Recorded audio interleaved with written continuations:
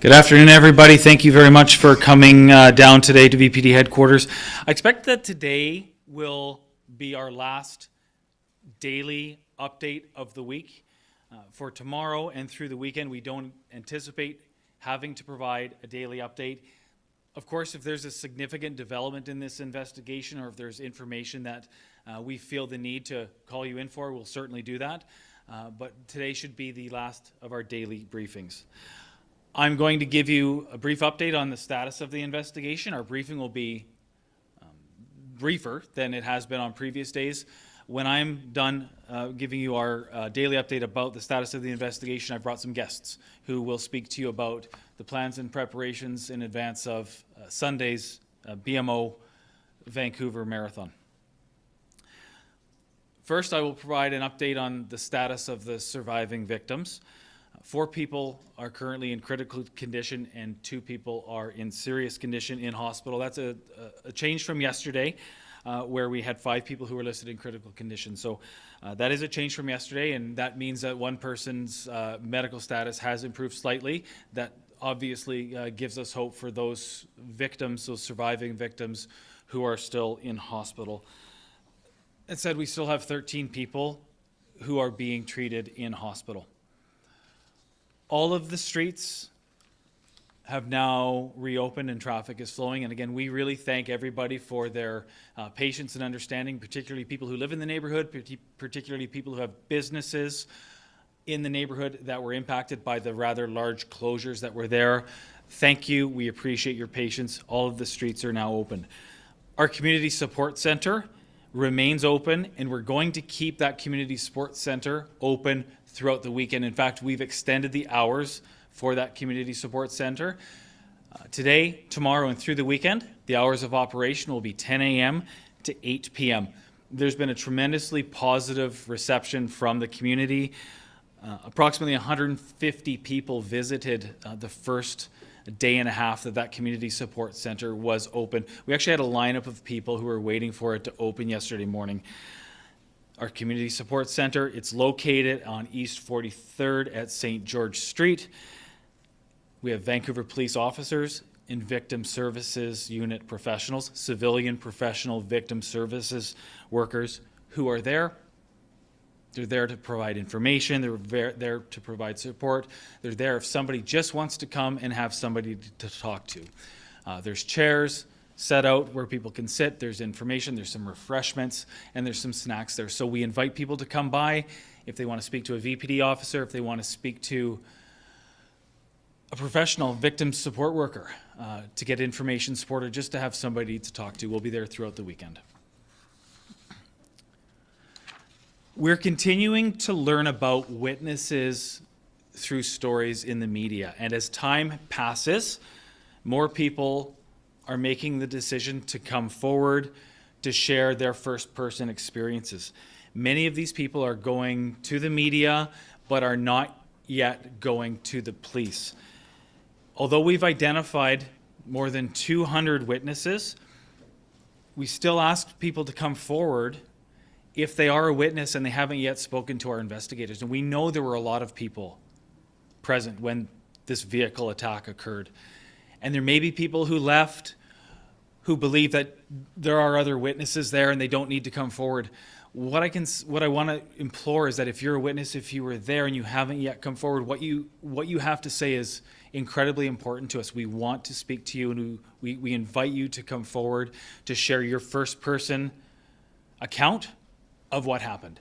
Please don't just assume that because there were a lot of people there and a lot of witnesses have already come forward that your information is not important. It is, and we really would like to speak to you. The homicide tip line, Vancouver Police homicide tip line is 604-717-2500. Please give that number a phone call to speak to an investigator. If you're not ready to make a phone call, consider dropping by the community support center that we have set up, where we have VPD officers. You can come by, speak to an officer, and that officer can take some information and help you get in touch with one of our homicide investigators. Again, very important. Likewise with video, we've been asking all week for people to submit first-person video from the night of the attack, from Saturday night when this attack occurred. We've seen lots of video being posted online, and we've had a significant number of submissions to the video portal that we've set up at vpd.ca. A lot of those submissions, however, are people who have not submitted first-person video. We've had some submissions where people are submitting video that they've seen posted on the internet, or sometimes recording video off the internet or off the TV with their phones and submitting it. And that's all with really, really good intentions, and we really appreciate that. We also need people who have first-person video or photos on their devices, on their phones, to come forward and share that information with us. So they can go to vpd.ca. There's a portal there right on our homepage that will guide you through the steps that you need to submit that video.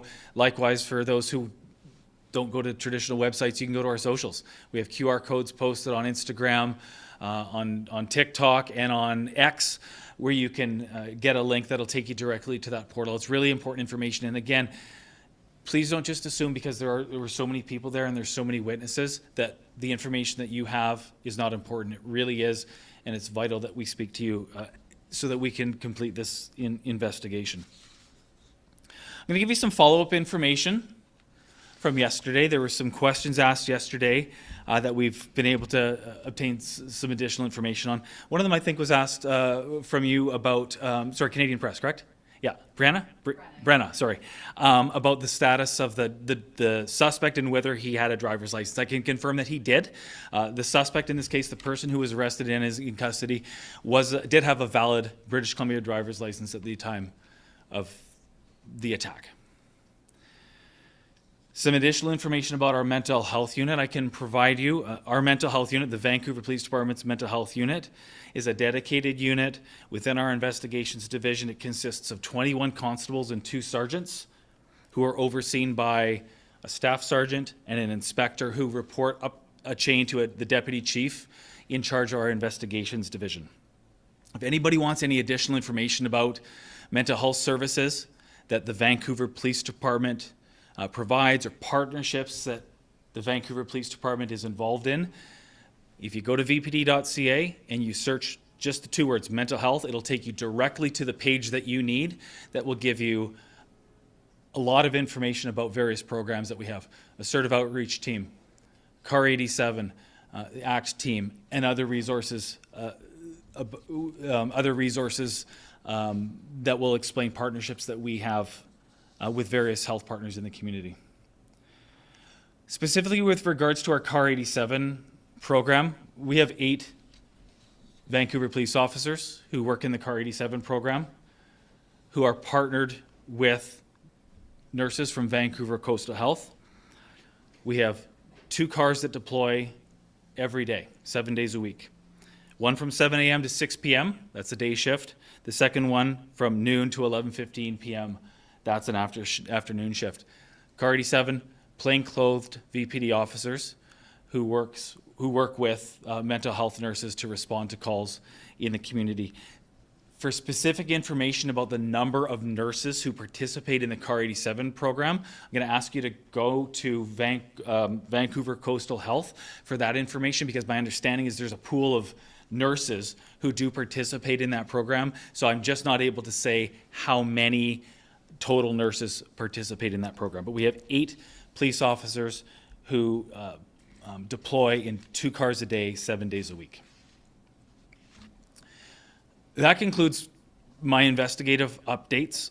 We're going to provide you with a briefing on plans, safety plans and deployment plans related to the marathon that's taking place on Sunday. I have some guests here. They're going to come up on stage. Once they're done, we'll do a Q&A. You can ask them questions, you can ask me questions, and we'll try to answer any questions that you have. The first speaker is going to be, I'll give you everybody's name now, so they don't have to give it to you when they come up. First speaker is Inspector Jeff Neuman, Jeff with a J. Neuman is Neuman. The inspector in charge of the Vancouver Police Department's Emergency Operations and Planning Section. Our second guest is going to be Eric Chenet. Eric with a C. Last name is Chene with accent aigu on both E's for our American visitors. Eric is the executive director of the Vancouver International Marathon Society. We also have Taryn Scollard, TARYN Deputy Manager of Engineering Services with the City of Vancouver. Inspector Neuman first. If our two other guests want to come up on the podium here, I'll facilitate a Q&A when you're done. Thank you. Hello. Been introduced already, but yes, Inspector Jeff Neuman of the Emergency Operational Planning Section. So this weekend, we're preparing to welcome thousands of runners, spectators, volunteers to the City of Vancouver. It's going to be proved to another busy weekend this weekend with the marathon, as well as we have additional 12 protests and 10 special events. All of this requires 400 special duty callouts for our members. 200 of those members will be deployed to the marathon. They'll be deployed in partnership with numerous city staff, as well as thousands of volunteers through the BMO race. Their duties or their responsibilities will be to secure heavy vehicle barriers, light vehicle barriers, as well as various traffic closures for the entire marathon routes between the half marathon and the full marathon route. This strategic deployment is an increase from last year, but it's not as a result of the tragic incident of what happened Saturday. It's also not the result of a specific threat to this event. It's part of our ongoing process of doing risk assessments continuously up until the event. And for this, we want to ensure public safety, and we want to mitigate any risks that we can for this event. In addition to the members listed, there will also be specialized units. In 2022, we had a suspicious circumstance for a suspicious device, and since then we've always deployed emergency response personnel, or ERT personnel, or bomb techs for such events. We've been working very closely with the city, the event organizer, other emergency personnel, Vancouver Fire Rescue to make this a seamless coordination for the marathon this weekend, as well as volunteers for anything to do with the route. We encourage everybody to plan ahead, arrive early, and be aware of the traffic closures. More importantly for us, you can be our eyes and ears. If you see something that doesn't seem right, let us know. So if you see something, say something. Our officers are ready to assist. To the runners and guests that are in Vancouver right now for the marathon already, we are proud to host you as a host city. And on behalf of the Vancouver Police Department and our public safety partners, we look forward to a successful and safe marathon weekend this weekend. Thank you.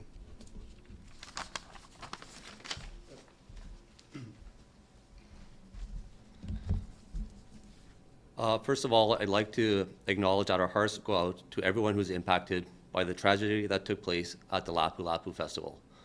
For those who lost family members and for those that are still recovering, we all share in their grief. Safety of our participants is our top priority. Just know that we take security for the event very seriously. We work closely with the City of Vancouver and the VPD to implement all road closures to ensure it is a safe event for everyone involved.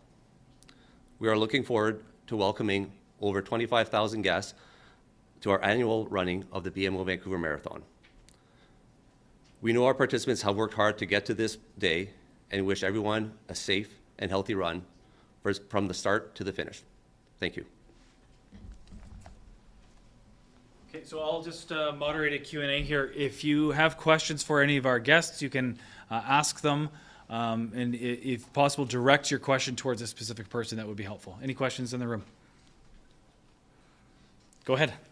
Yeah, for yourself. Okay. For the VPD. So we spoke with the CEO of the BC division of the Canadian Mental Health Association, who expressed that there's a real concern among people suffering from mental illness that there could kind of be like reaction in the community. And we wonder what you can say about that, and also have you seen an uptick in calls, or is that something that you're expecting? So firstly, most people who live with a mental illness or mental health issues don't ever come into contact with the police. And that's really important to understand, because there are conversations happening right now about mental health, and those conversations include things like institutionalization and forced care. The reality is most people who live in our community with mental health issues never have contact with the police. This is an incident where There is a person, and we've been clear on that, there's a person who's been arrested and charged who has had previous interactions with police and mental health professionals related to mental health issues, and that has certainly stirred a discussion about mental health issues. But absolutely, we want to be clear. The vast majority of people don't ever come into contact with police. The second part of your question, I don't have data. We are 6 days into this investigation following this horrible tragedy, this horrible mass murder. That's certainly something that we may be able to speak to, but I can't speak to it with any degree of confidence or accuracy at this point. Additional questions in the room? Okay, on the phone, star one on the phone. Go ahead. Can you, because we can't see you and you're not in the room, can you go with your name and your agency, please? Hi, it's Liam Britton of CDC Vancouver. Hey, Liam. You just mentioned that you mentioned there won't be changes to the weekend's marathon due to the tragedy. It's kind of like a continuous evaluation thing. Will events already planned see changes due to the tragedy over last weekend, or future events? Does it depend? Can you speak a bit to that? Yeah, just for everybody who's in the room or anybody who's watching online, the question is, while there aren't specific changes to the plan that's in place for this Sunday's marathon, the question is, will there be future changes contemplated for other events that are already in the planning process? Defer that to Inspector Neuman. I'm aware that the mayor, as well as the premier, and as well as my chief, have ordered reviews, and those reviews are ongoing or they will be initiated. But prior to that, as we await, I asked my section to reevaluate all the upcoming events to make sure that they are as safe as they can, as we can mitigate whatever risk we can. So in terms of the marathon, yes, we have applied additional measures from this year compared to last year. Comparatively, last year we also increased from 2023. Again, as part of our ongoing risk assessment, where we're at, how do we make things better, how do we make it as safe as possible, as well as managing these worldwide events, as being a big partner in the big city.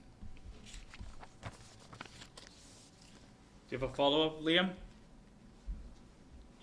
Yeah, just wondering if for police officers who are on scene for these large events, is there like a standard, kind of like guidance document or like a Bible for lack of a better term about kind of what to be looking out for at this particular event, like kind of like an event by event thing, or is it kind of is it just sort of standard guidance for all events for those officers that are deployed to a special event?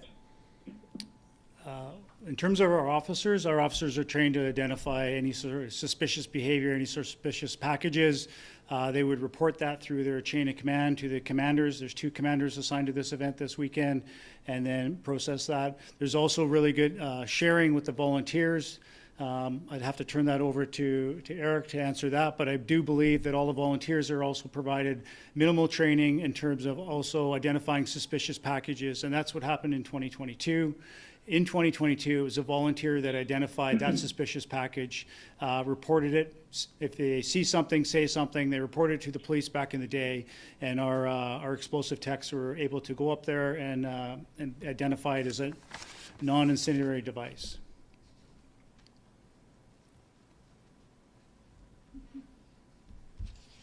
Okay, next person on the line. Don't go anywhere, sir. It's probably for you. Next person on the line, star one. Nobody else on the line.